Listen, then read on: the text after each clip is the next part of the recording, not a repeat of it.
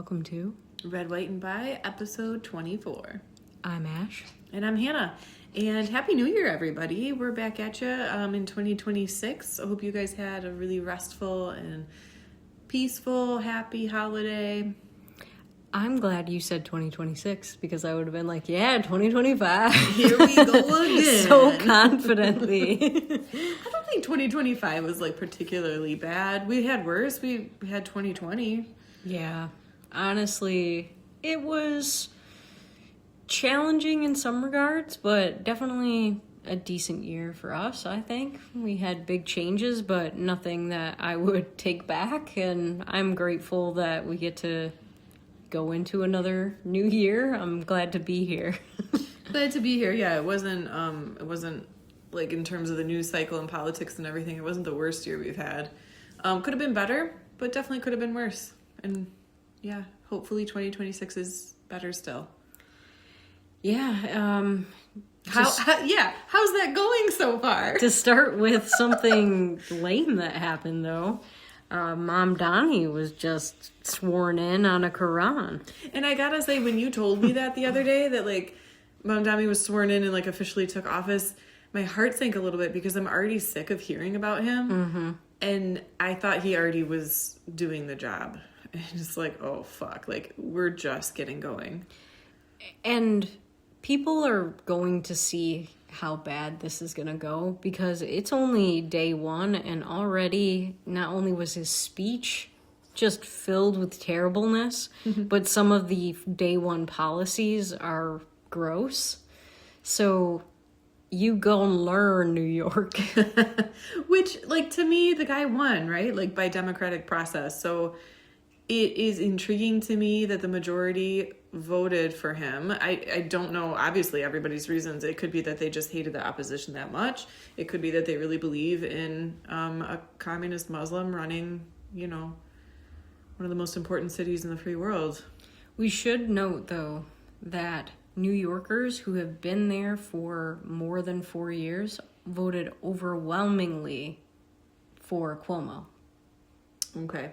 And it's really that no new transplants have just surpassed the amount of people that have been in New York for 4 years and voted. Which makes sense. I mean, it's New York. It's the gateway to America. It's Ellis Island. Like, if you're going to have a high turnover population, New York makes tons of sense for that. It's interesting to me that this is the first, like, shocking upset, at least that I can remember, because of that. It seems like it should happen all the time. You've got, like, new people with all kinds of, like, diverse backgrounds voting. It seems like crazier things should have... And maybe they do. Maybe I'm just uneducated.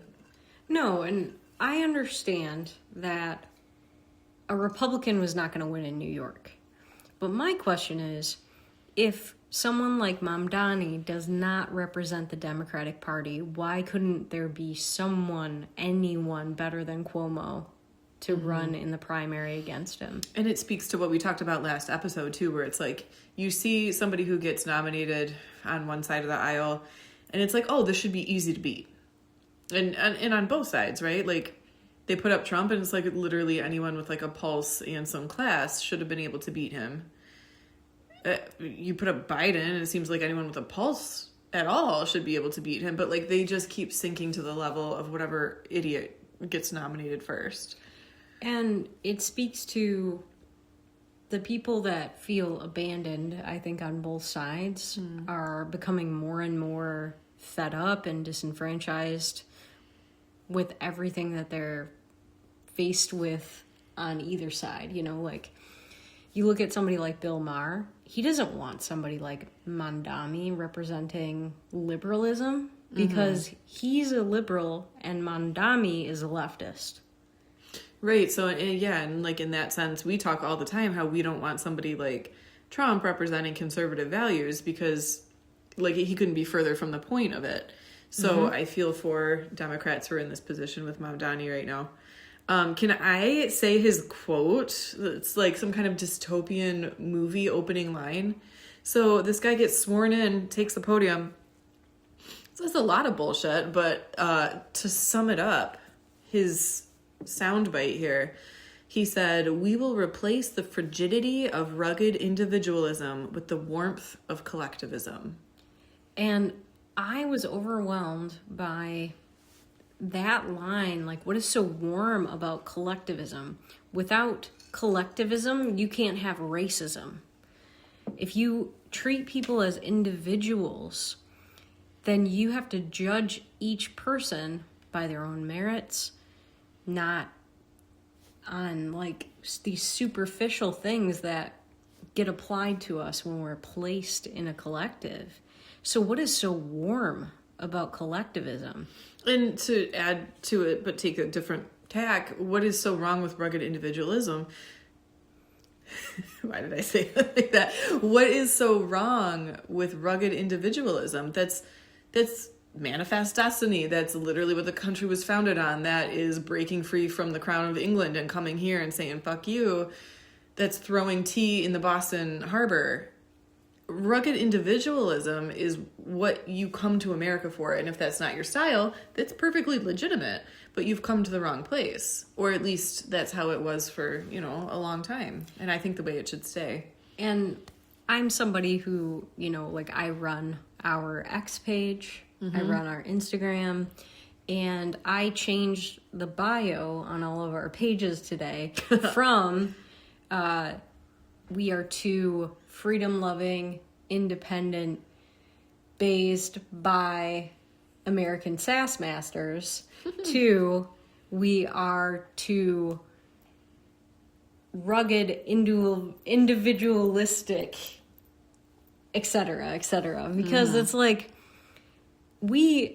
Hannah and I, normally I wouldn't speak for both of us, especially when I'm talking about being individuals. Ironically. But I just mean to say, if she and I weren't individuals, we would be walking in lockstep with whatever the LGBTQ plus community said all the time. Woof. Just because we happen to be the bee, And so, for us, being individuals is important to our everything, it's important to self-esteem. It's important to, express who we are. And how do you let someone take over New York City who wants to take that away from you? It's really scary. I don't understand the appeal. I think if I was doing my best to explain it in an honest way to myself even, I think when you say these things like the frigidity of rugged individualism and the warmth of collectivism, I think you're appealing to that bleeding heart liberal kind of attitude where it's let's take care of each other, let's do the right thing, not just for ourselves, but for marginalized people. I think you're appealing to, especially young idealistic people's sense of, you want a sense of community and togetherness, especially after COVID and postmodern social media culture. It is cold and lonely. And, if you're on hard times, it can feel even worse. And I think it's a good attitude to have, to want to take care of your fellow man. And this is always the issue, right? It's good intentions. So I think you need to, the point that's being missed here is that you can have the option, you can have choice.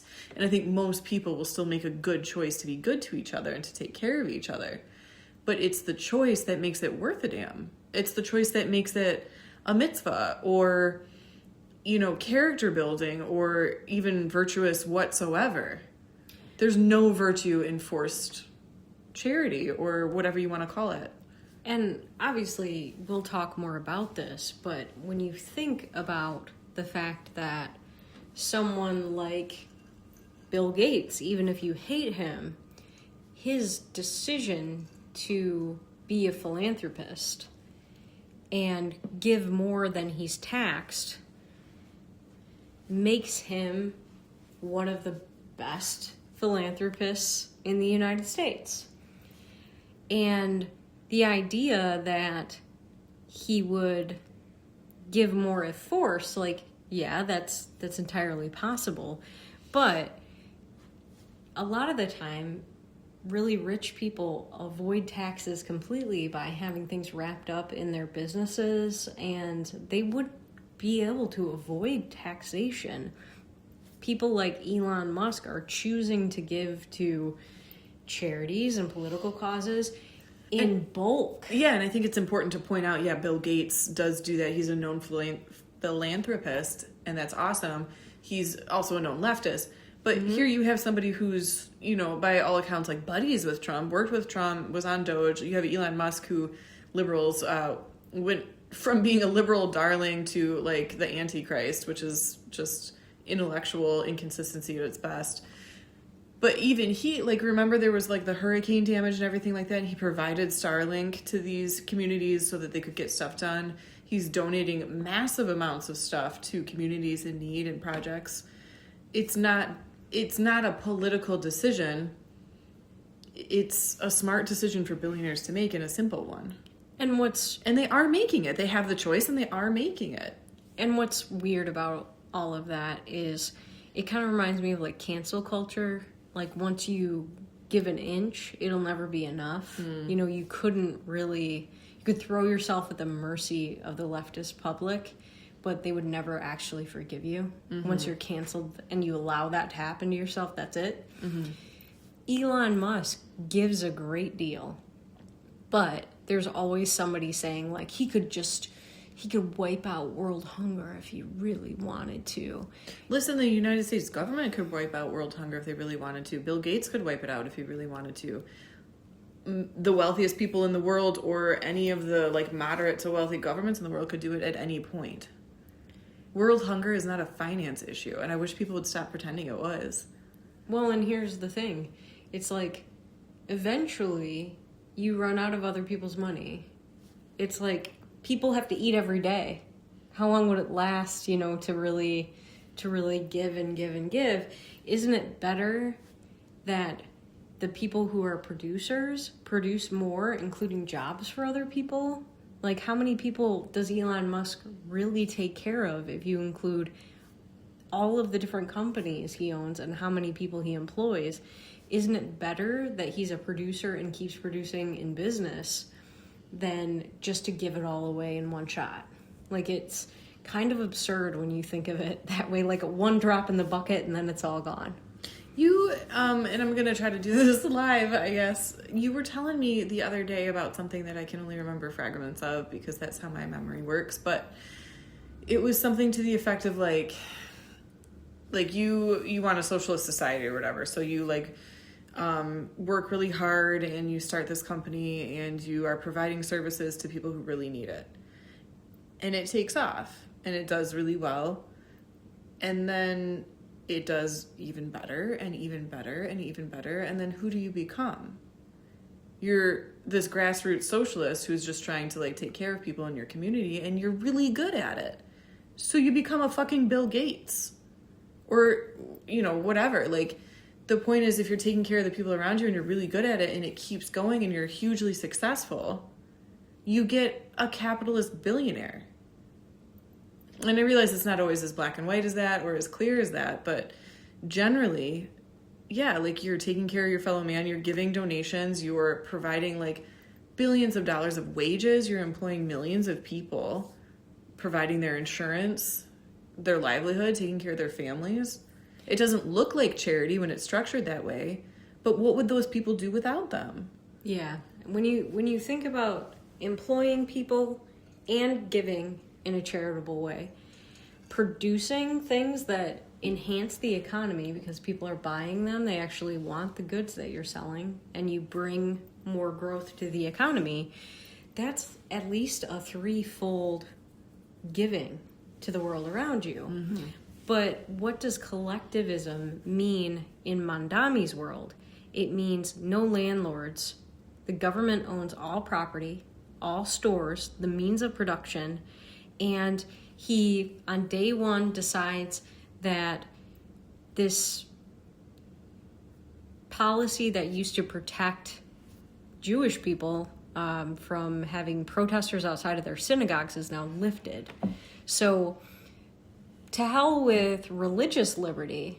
The part of the First Amendment that is about protest just trumps that somehow. And even though hate crimes are through the roof and this guy pretends he's not a terrorist sympathizer, and he will be protective of the Jewish community.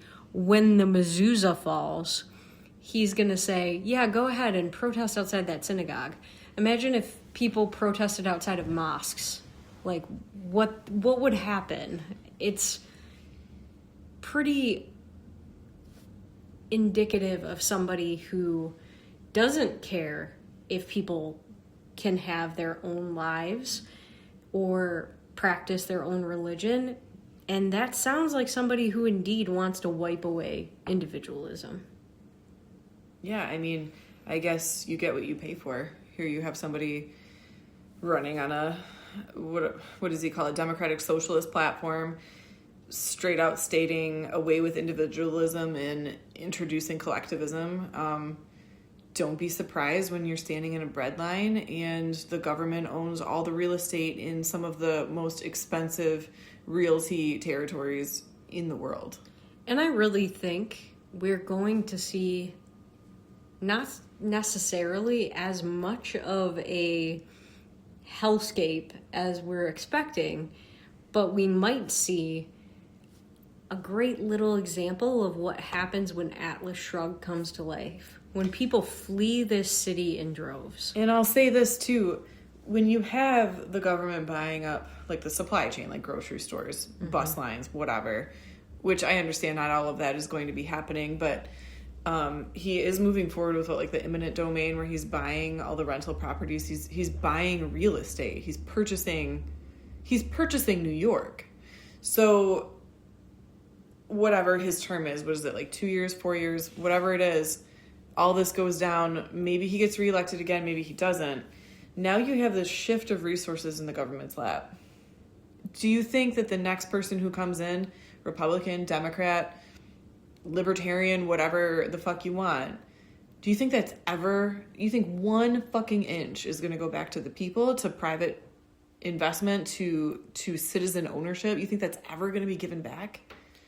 Even if he gets kicked out after his first term, that shit will never be private again. And the thing is, I don't know if there's a mayoral mansion or what happens in New York when somebody's elected, but the rent-controlled apartment that he was renting, he immediately doubled the rent for anybody who's going to come in. And his wife was up there in like $650 boots. Like, the elitism is already alive and well. Rent control for me, but not for thee. Exactly. Well, good luck, New York. I think the best thing most people can hope for in a situation like this is I hope it's a clear example. I hope it's a lesson. I hope as few people get repressed as possible and as few damages as possible are done, and that it gets reversed as quickly as possible, but we'll see.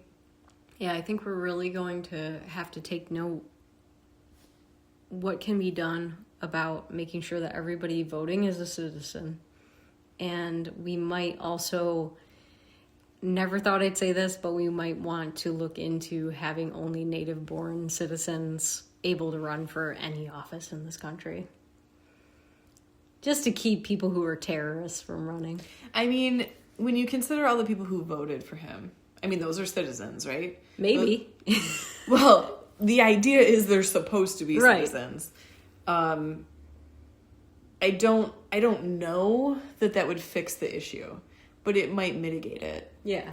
And here's the thing, like, take a look at it, you know what I mean? Like, I think it's possible that a city leftist enough to vote for somebody like Mamdani might have a little bit of a, hey, these aren't citizens voting problem. It's possible. And on that note, let's switch up our geography a little bit. Let's move west, specifically Midwest. We got to talk about Minnesota. Ash, what's going on in Minnesota? If I was, like a working mom and had to put my kids somewhere during the day while I worked, what would you suggest? I would suggest calling a relative, because there's probably no one going to help you at a Somali daycare.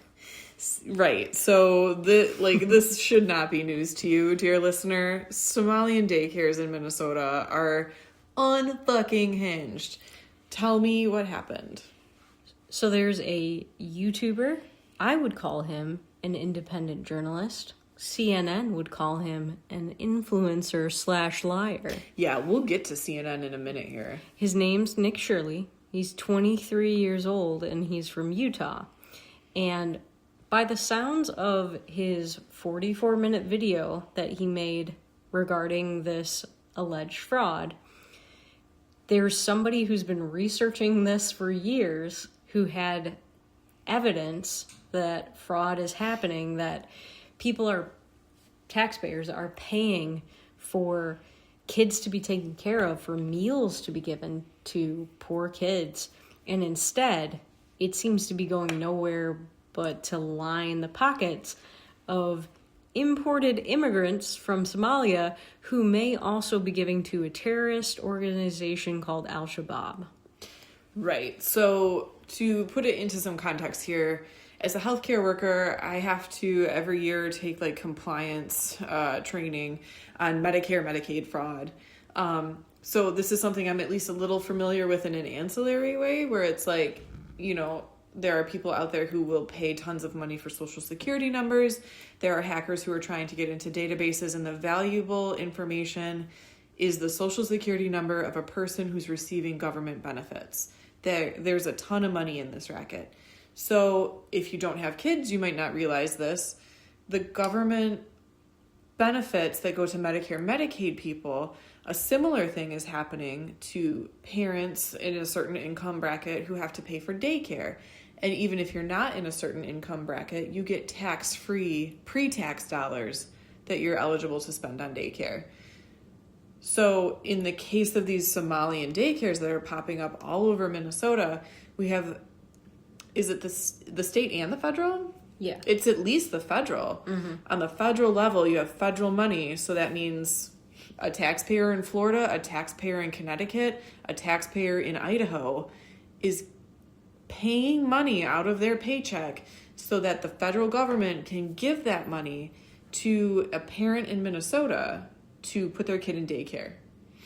So what is happening, at least according to Nick Shirley's sources, is it's not just healthcare fraud. It's not just daycare fraud. It's not just food supply fraud. It's transportation fraud. Mm-hmm. It's every kind of subsidy you can think of in Minnesota. And what's interesting is that you see corruption in this state specifically, but they're seeing similar levels possibly in Washington state. And probably, I would guess, this is happening to some degree in every state. And probably sorry to be biased, but the farther left you go, the more you're going to see incidents of these kind of sanctuary cities where you might have immigrants who are either part of the racket or being used to continue the fraud by higher levels of government. And again, hearkening back to my experience as a healthcare worker, it's really common to get education on Medicare, Medicaid fraud. Mm-hmm. I feel like I've never heard of, let's say, for instance, people who work in the school system. They're getting money the schools get government money for lunches for underprivileged kids who need, breakfasts and lunches provided. That's fine. I'm totally on board with that. I don't hear about school employees getting school lunch fraud education. I don't hear about daycare workers getting federal daycare reimbursement fraud education. I certainly don't hear about anybody who works in medical transportation getting any kind of fraud education. And this could be me. This could be just that I haven't encountered that yet. But it's if you are closely watching hospitals, that's an obvious thing. Congrats. Keep doing that. But here you are spending taxpayer money on all these kinds of private sector services, and they're not being treated this way, to my knowledge. Well, it's it's like the tip of the iceberg to take care of hospitals in this way, to educate them in this way. Hannah makes a great point, because I work now in a different capacity than she does in healthcare. And although I get compliance training, I don't get any training about watching out for fraud. And to be honest, I'm in a position where there's a lot of fraud around me all the time. Yeah, and, you know, without revealing too much or whatever, I want to reiterate that you're in a position where it's an industry built completely around government reimbursement for healthcare services. Yeah. So the fact that it's not, whatever amount of scrutiny is happening or not happening, I'm not privy to. But it seems like there is this laser focus on the obvious sources of fraud for taxpayer money in Medicare, Medicaid services. You have 99 others that it doesn't feel like anyone's watching. So Nick Shirley coming up with this, like, hey, wait a minute, video. What you alluded to in the beginning, the media is kind of treating it differently depending which media outlet you're tuning into. But here you have a journalist or an influencer, whatever you want. The point is, it's a pretty independent, maybe green, sort of uninitiated person saying, like, hey, wait a minute, this is wild. To me, what's funny, too, is Hannah and I have mentioned this documentary on the show before, The Red Pill. Yes. So Cassie J, the filmmaker, is a feminist who thinks that she's going to look at the men's rights movement and basically uncover all of the ugly truth about it. And then she ends up questioning her own point of view when she starts taking a closer look. What was really interesting was to watch CNN treat Nick Shirley like he was going to be lying about only one of maybe 8 or 9 or more daycares being open in the middle of the day. And you would think a daycare would be open in the day. But providing care in the daytime for the chillins. But what happened instead is that this CNN reporter calls all of the daycares, and only one of them even picks up the phone. So they tried to debunk him, and whether she intended to or not, she kind of confirmed that maybe there's some shady shit going on here. And then Hannah and I saw some weird videos where they like wheel out one of the Somali Daycare owners, and she's got like a honking ring on, and then she tries to say something about how it's not fraud, and then she like covers her mouth like and, a cartoon child and like gasps, and then it just looked really bad. Yeah, the line that was repeated twice by 2 different people, which raises its own questions, is, I understand fraud is bad. And then at the mention of admitting that there's fraud going on, the cartoon hands come up and cover the mouth, and the person scuttles away, which feels weird in its own way, and that could be a complete separate discussion. But the way the media is handling this, I think, is the most telling part. Ash and I had a conversation sort of unrelated to the Somali Daycare issue, where we talked about, like, mainstream media, it's no secret, like, viewership is down, subscriptions are down, trust is historically down. At any given time, you know, let's say 30, 40 years ago, you could say that there were like millions of people tuned into a certain station. There are like tens of thousands now. It's like decimated, the viewership. So how does a dying industry have life again? What gives it life, what gives it resurrection is a crisis or a source that requires basically like propaganda output. It's like a parasitic relationship. Mm-hmm. Somebody who wants to get a message out and somebody who needs to survive by providing that message. Here you have a YouTuber. If you want to call him an influencer, I guess whatever. Individual investigative journalist is probably, whatever, amateur journalist is probably most appropriate. So when you think about what his interests are, of course he needs viewership. Of course he wants sponsors. He wants his clicks and his channels and everything like that. He wants it just as much, but he doesn't have the connections that, say, CNN or ABC or NBC has. Like, the corruption or the self-interest is possible that it's there, but it is certainly not to the scale that you're seeing with these dying dinosaur news firms. What does Nick Shirley have to gain or lose in this situation? He's been assaulted. His character's been assassinated. He's been pepper sprayed in the face. Like, his life has changed arguably for the worse since this has happened. And all he stands to gain is attention. Yeah, he was actually physically assaulted today. He was on camera and, holding up basically like his selfie stick to film. And he was surrounded by pro-Palestinian protesters. A woman flashed him and started like pressing her body up against him with her boobs out. Oh. To try, I think, to make it look incriminating to him. Jeez. For people that were filming it. And people were pushing him and like trying to hit his camera, and they basically were asking that he say Free Palestine.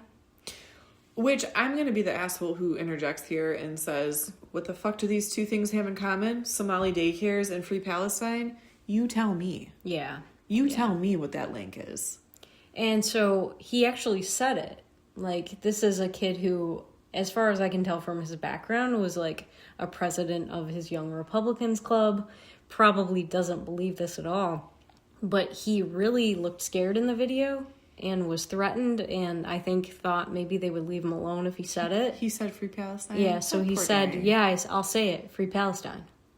Like, what now? You know? Yeah, now you have to leave me alone. I get what you said. There was no indication that they were going to leave the kid alone, and in fact, I just turned it off because I didn't want to watch anymore. It's really gross and really scary for him. I hope... it looks... So, he is getting a lot of attention with this video so far. It's at 100 million views, which is awesome. I'm glad for him and his exposure in the sense of his career. But I hope that the success brings him the kind of resources that can help keep him safe as well. Yeah. I hope somebody takes it upon themselves to help this kid stay safe. Yeah, He seems like he's over his head, which to me just adds fuel to the fire of like, he's onto something. Yeah. People... Listen, like, this is all conjecture and it's all alleged. But you guys remember that we talked about the members of Minnesota state government that were shot down? Mm-hmm. The female passed away, the male, I never really followed up on it, but I know he was critical condition at the time. These were people who voted against more government funding for... largely Somali support by, I think it was health insurance at the time, state health insurance. There's a lot going on in Minnesota is the point. And the stakes are high. And this kid who's trying to do the right thing is in the middle. And I feel for him. And we should point out that there are lawmakers who have come forward as whistleblowers who said that they were directly threatened by Tim Walz, that he would paint them as racist or Islamophobic if they did not go along with funding these daycares. And I think that Hannah pointed something really important out, that this YouTuber is getting a lot of attention. He's getting death threats and he's getting a lot of attention, but he got 100 million views on this video. And she asked the question, what's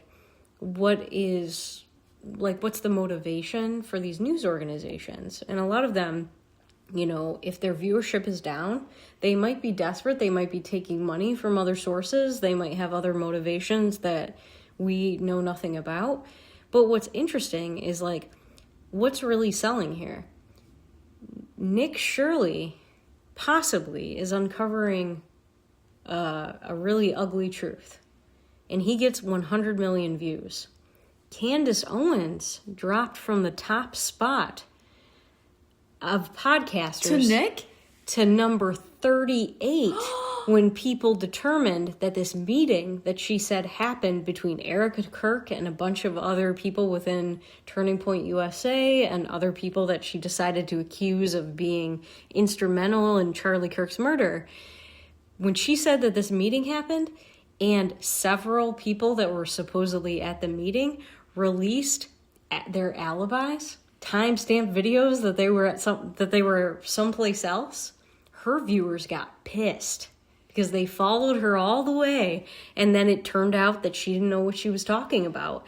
So maybe, this is just me going out on a limb here, possibly the mainstream media could fix the problem by being honest reporters again. But who wants to do that? I think at the end of the day, truth is a commodity. As much as we might not like to say that, whatever.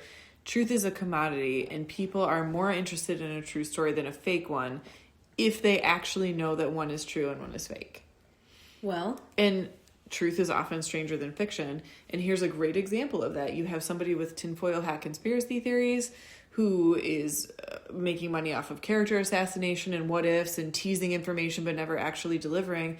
And then you have a little nobody from Utah who exposed what they estimate is $8 to $9 billion of federal government fraud. Which, by the way, that's close to the full GDP of Somalia, which is only $12 billion. Well, it's about to be, let's see, what's the difference between 9 and 12? Somalia GDP is about to drop to $3 billion.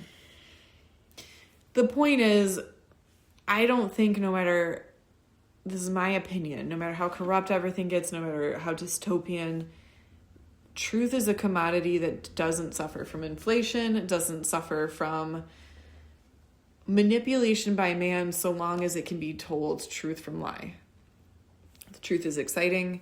The truth is something people are always going to want to tune into. And if you have a clear-cut example like this where you have a kid with nothing to gain except clicks and you have the number one podcaster who's just like making shit up, it's exciting to see that, like, even though times will get dark and bad and shit will be bad for a long time, at the end of the day, the truth will out. Truth, capital T, always wins. And it might not look like it from day to day. Maybe the battles get lost, but the war is won. And what's ironic about the whole thing is I'm sure it was mainstream media who came up with the phrase, if it bleeds, it leads. But what they're ignoring now is that millions and millions of women in the United States would rather watch a murder Dateline episode than anything nice, that America doesn't care about good news. In fact, like, if they run good news and they run a murder story, people flock to the murder story. I think Hannah's onto something when she points out that most Americans aren't afraid of the truth. No, they drool for it. And they say, like, we would always take the fuzzy lie over the truth.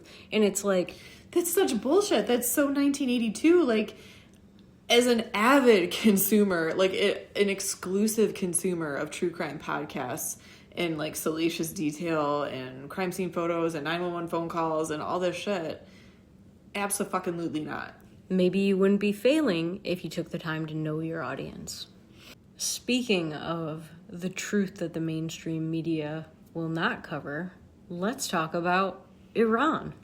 Let's talk about Iran because, as I've mentioned many times on this show, I have news apps on my phone, like, specifically for this podcast. Mm-hmm. I want to be informed and have, like, something of value to contribute because, as Ash said earlier, she runs the X account, she edits the videos, she has, like, she's the creative director of everything we do, and I'm just trying to keep up. So I have this stuff on my phone, and I'm trying to be informed and have, like, fun things to add to the conversation. This story that we're about to talk about, we have found, you know, like, if you dig, you can find sources for it. But I say this not even just, like, generally. I mean, like, specifically zero push notifications about this whatsoever on my phone. I have to dig through my news apps to even find anything about it. And when I do, it's so off base and so off the point. I can't believe it. So Ash, tell me about Iran. No one else will. Yeah, something I'd like to point out is that whenever Hannah and I are having trouble, like, finding something, just Googling it, searching by the news tag, I always check DuckDuckGo as well, in case something's like page 6 and Google is actually the one burying it. This is a case where it's not buried by Google. It's just not happening. And at first, I was kind of like, that was red flaggy to me, right? Because if DuckDuckGo isn't like providing the truth, then like the truth isn't real. It's not out there. Then the truth, what we thought is the truth, is not real. But we have video, we have eyewitness accounts. Like, the information is out there if you know how to look and where to dig. So what's really funny is, like, the mainstream media was terrified when Elon Musk took over X. You know, you had all of these blue check leftists saying that they were going to go to Blue Sky or whatever the hell the blue. And some people are on Blue Sky, I think, but it's not going anywhere. And a lot of the people who were on it stayed on X too. You know, they know that's the real app. So they're both places, or Blue Sky is the place they go when they say something threatening to a conservative and then they get banned from X for a while. For me, it's Instagram.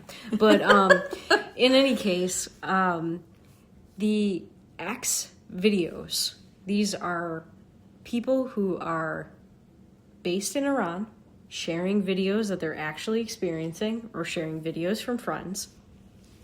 Guy Benson, who is my favorite newsman, who's on Fox News, and he has the Guy Benson Show. Little plug for my boy Guy. He actually is posting about this regularly, sharing videos out of Iran. So there are some mainstream people who are sharing this news. To me, that gives credence to what we're seeing. So what is the news? The news is that Iranians are revolting and that the Ayatollah Khomeini has been driven from the capital. They are basically trying to restore their crown prince. They're burning down mosques. Women are burning their hijabs. They are showing their hair. They're dancing on top of police cars. They're taking over police buildings. Unfortunately, it's not all amazing revolutionary action, but people are being killed by security forces. And some of them are young teenagers. One was a barber who just simply was at the wrong place at the wrong time. And the one thing that we are seeing on mainstream media is that Trump has suggested that if protesters are continually killed by these security forces, he will act to protect them. And honestly, it's almost not worth mentioning because, to your point, citizens are dying left and right. I think you said you estimated there's a certain number. 5 a day. 5 a day. So regular, everyday people like you, me, Ash, just normal people, 5 a day are getting killed by the government in response to this activity that's going on. And the words on the United States part are empty. Like nothing's changing so far. Well, and what's interesting to me is, like, I can understand a peace through strength motivation from Trump, that he might feel that his words have weight, that if the Ayatollah is fleeing and he basically says, hey, fuck around and find out, maybe the security forces will stand down, give up, and let these people have their country back, especially given that these are the majority of Iranians who hate their government. Marco Rubio just said, when I say Iran, I'm talking about the people who hate their government. I'm not talking about the people who took their country from them. And we need to stand in solidarity with the Iranian people. I'm a little different than a libertarian, a conservative. Hannah knows that I don't feel really represented by anybody right now. Politically homeless. I'm politically homeless. I am a Teddy Roosevelt. I'm a Teddy Roosevelt. I'm a Ronald Reagan. Speak softly and carry a big stick. Yes, ma'am. And my thought is, if you say you're going to protect these people, though, you can't just threaten it. You can't be like Obama and say, I have a red line in Syria, and if somebody crosses it, you don't do anything about it. I hope that Mossad is on the ground there and that they're basically helping to get rid of the Ayatollah.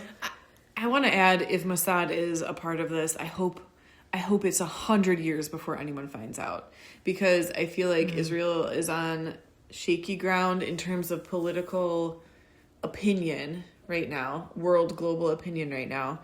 I feel like I've seen a couple hints that, like, if this is going on and Israel's involved, then it must be bad. Like, it's some kind of, like, weird reverse colonialism like we're seeing with Gaza and Israel anyway.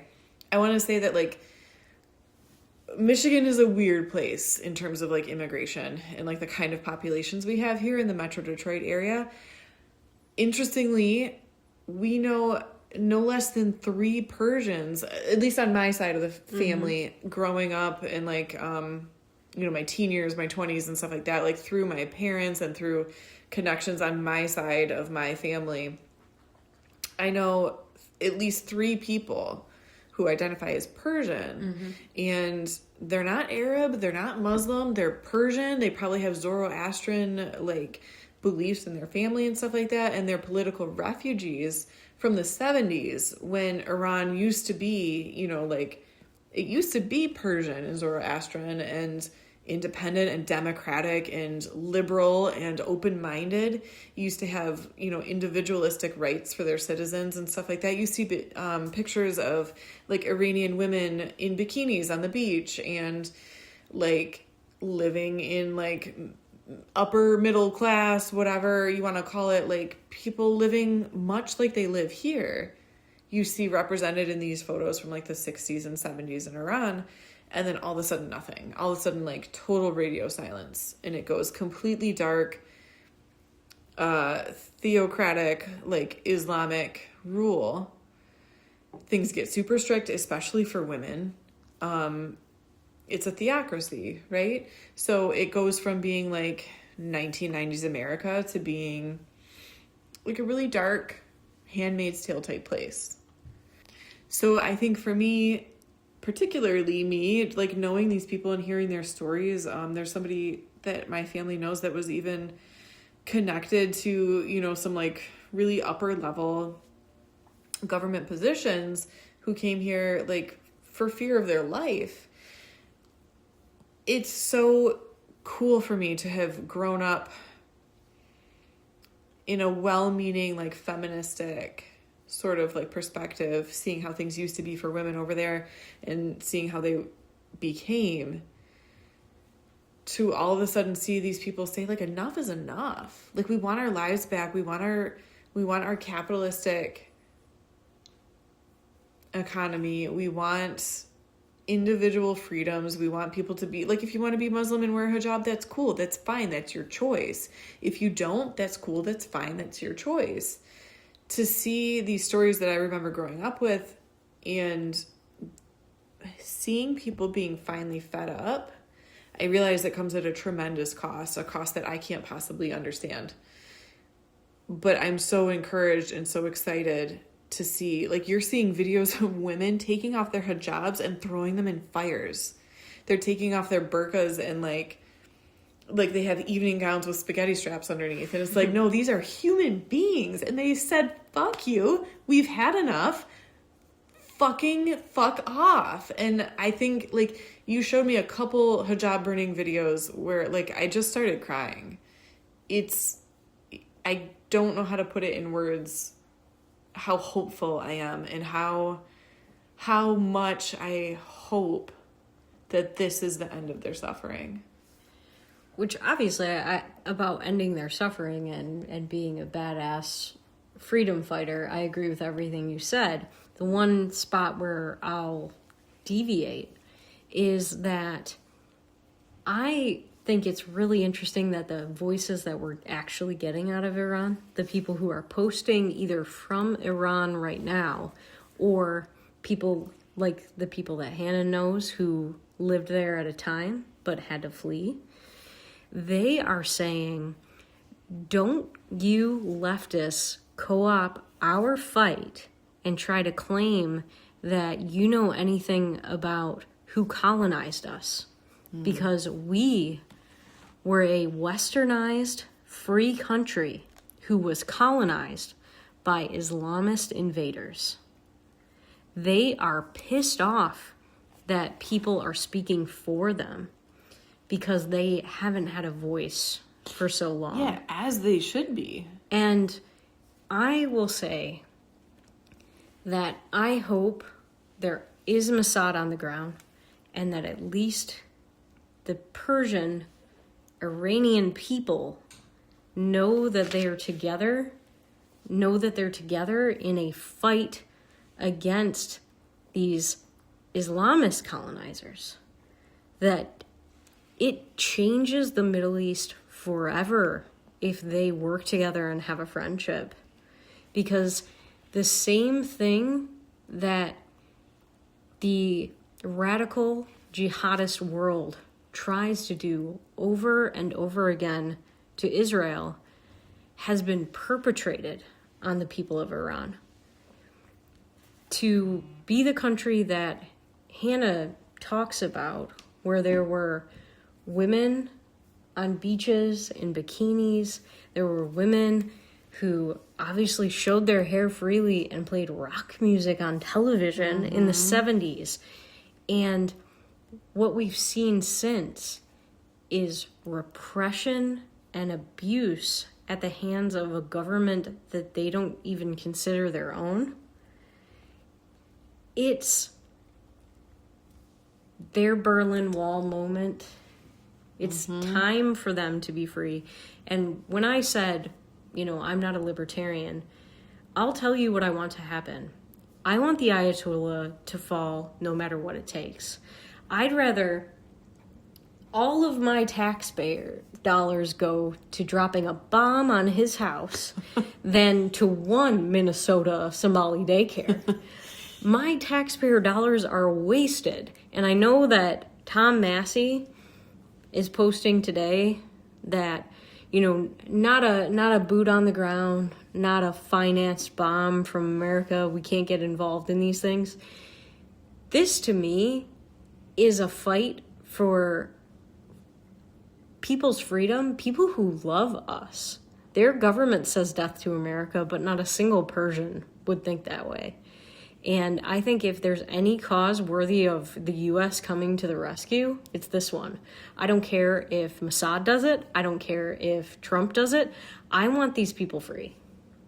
They deserve it, and they're fighting for it. And as much as I agree with you that I want whomever to step in and like help out, I don't think they need it. I think they're doing it. They brought their crown prince back. He's in the country, right? There's no one knows where the fucking ayatollah is, if he's even alive anymore. There's a ways to go, right? People are still dying. There's still a lot of danger, but it's I think this has hit a critical point, critical mass, where it's you can try to stop this wave, but you're gonna drown. And my hope, and Ash and I talked about this earlier this week, the thing that I would be most excited for is not the most excited for, but certainly very excited for, and I think they got this. I think they're going to win. And when they do, to your point, what you said earlier, they have had their voice stolen from them for so long. They're going to have it back. And the mainstream media can do whatever the fuck they want to try to silence it, but they have it and they own it and they can speak to whomever they want. It is a nation with something to say about how their colonizers infected the liberal universities first, eventually crept into their government like a cancer, and ripped away everything about who they were, their culture, their religion, their way of life. Stole it, trashed it, took it over. And they're going to have something to tell the Western world about, this is what happened to us, and this is what's happening to you, and this is how you can stop it. I can't wait to hear their voices. I can't wait. I'm so excited. I'm going to cry. Well, the thing, too, is that, I saw a post from an Islamist leftist blue check who's saying, He says Iran is the crown jewel of, the global intifada that is coming, and it cannot fall. Like, he really wants the ayatollah to maintain power there.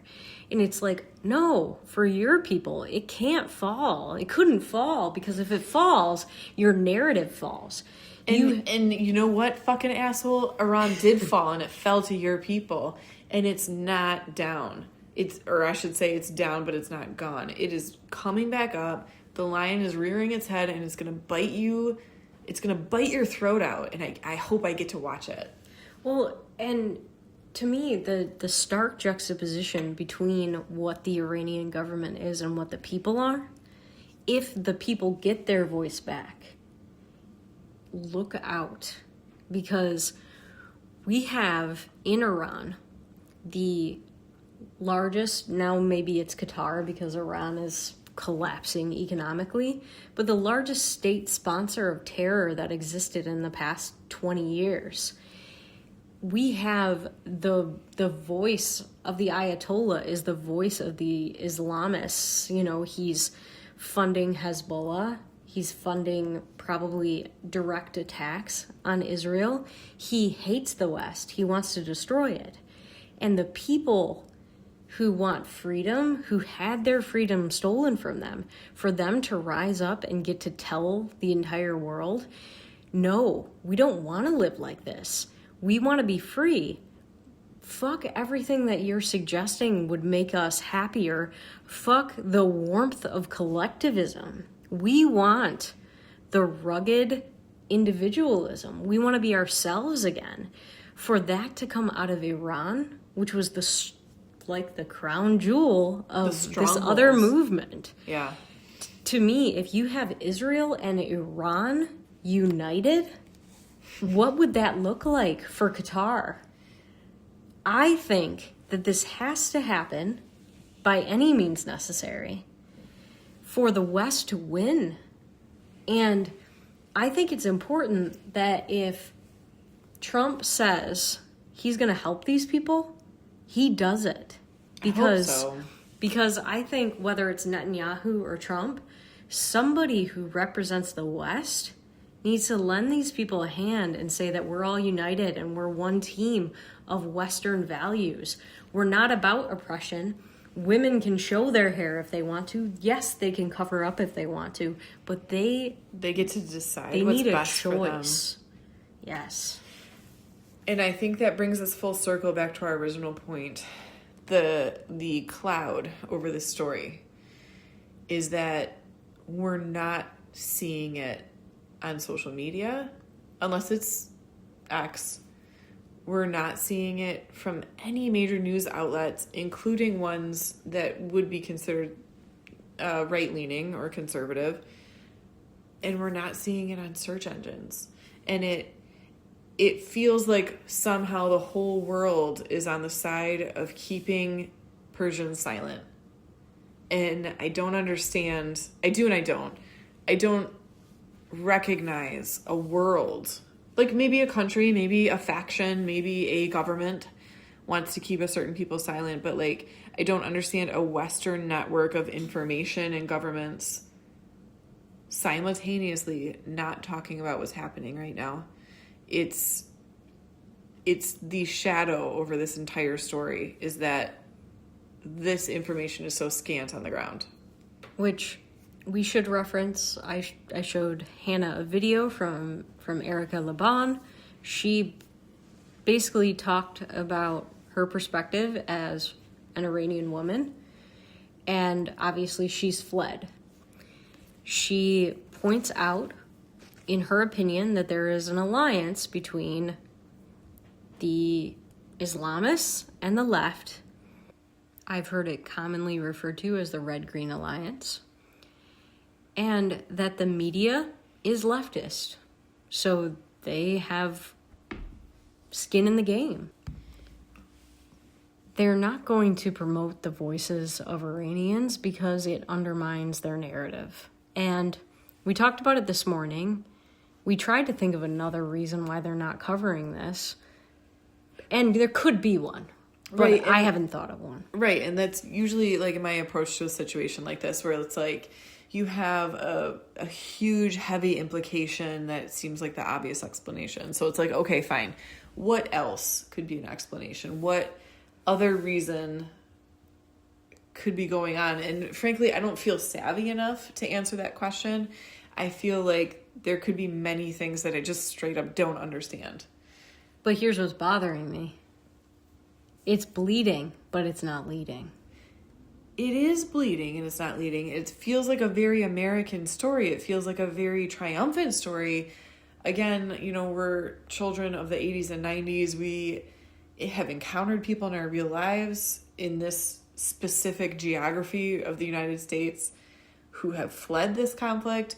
We see pictures, like my time as a liberal, I saw pictures all the time about like women in the 60s and 70s in Iran, like how they dressed, how they lived. Like this was a very feminist issue back when feminism was about women and not about just like politics and trans values.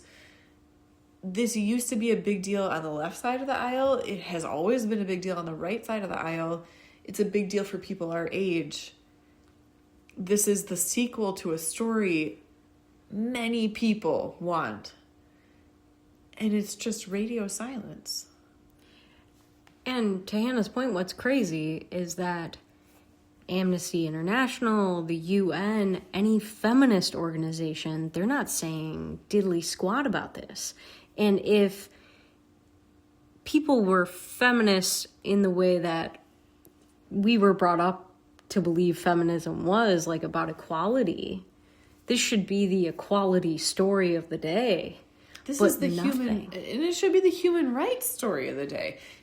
Like women's rights are human rights. I keep focusing on women because I feel like that's where you see the really drastic, obvious, and visual change. But this is for men too. Like plenty of people I realize still have their same Western values. They have to live in this Islamic theocracy. They go home. They remember the old days. They tell their kids about the old days. Inside the confines of their home, they live like the old days. I want to be clear that like in the sense of the way feminism has always been defined, in my mind. Wave two, according to Ash. What is good for women is good for men. Everyone gets to be who they are without the yoke of theocracy and religion and someone else telling you what to do. Men's rights and women's rights are feminism. And I want to be clear about that. Like I think about the men in this situation too, who have to watch their wives and their daughters dehumanized, who have to pretend they're okay with it and like assume this role of like authority over them in every way that, you know, I'm sure makes a lot of the men uncomfortable and like horrified. Because many men in their 70s, in their 60s, they remember what it was like before. They don't want their wives to have to live that way. They don't want their sisters to have to live that way or their daughters. But it's not their country unless they get to reclaim it. And unfortunately on X, I also saw a video where there was a young girl who, in solidarity and, you know, probably in the spirit of what's happening in Iran, got on top of a car and dropped her hijab in Iraq and was then swarmed by men who started beating her in Iraq. And to me, part of the reason this revolution has to be successful in Iran is because it's needed in other countries. And if it can happen in Iran, maybe anyone in other countries who realizes it's possible there too can stand up.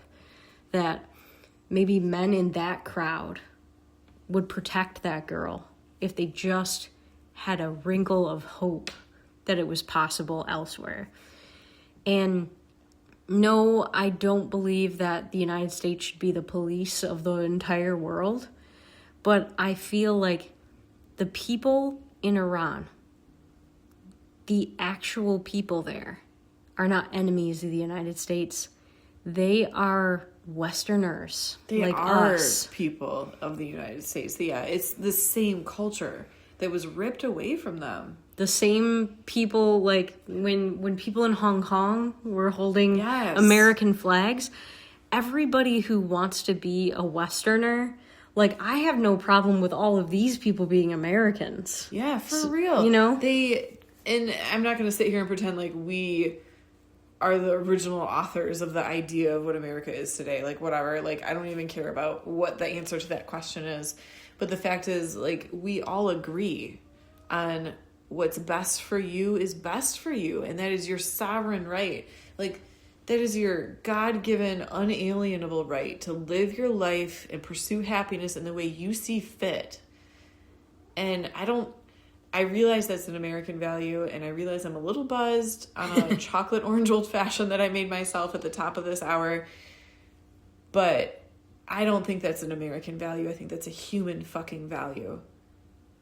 And anyone who believes that is an American no matter what your passport says. So I say, whatever it takes, free Iran. Free Iran. The story is unfolding in real time. I am glued to my phone for any scrap of information that gets through.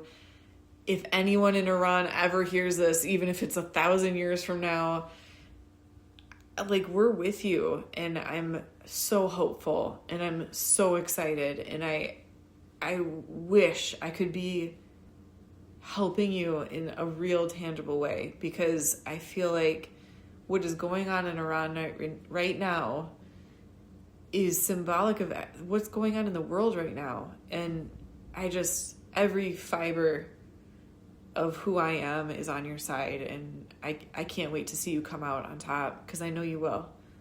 And I will say this, and I mean it with all sincerity, and I'll post it with this episode.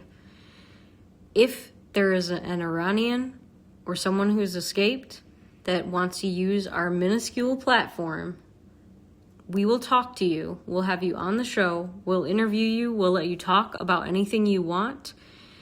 And we'll get your message out there as best we can. It's an open forum. So I'm going to post this on Twitter and invite you to share your story with us. And anything that we can do today, tomorrow, or in the future to amplify your voice, we're here for it on Red, White, and Bi. And I'm just going to add a little bit of levity here and underline what Ash said. It is a minor audience.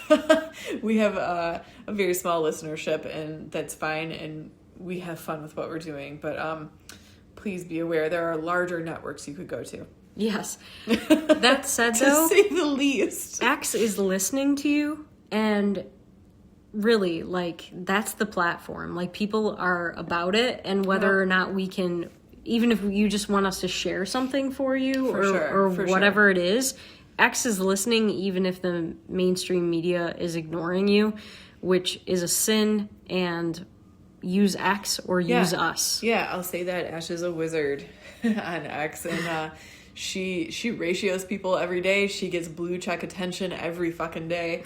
Like, I don't know the algorithm, but she certainly does, and we're here for it. We're on your side. And you know, I've used a lion emoji in my texts more than I ever have, and it's because of you, Persia, and we're on your side. Free Iran. Woo!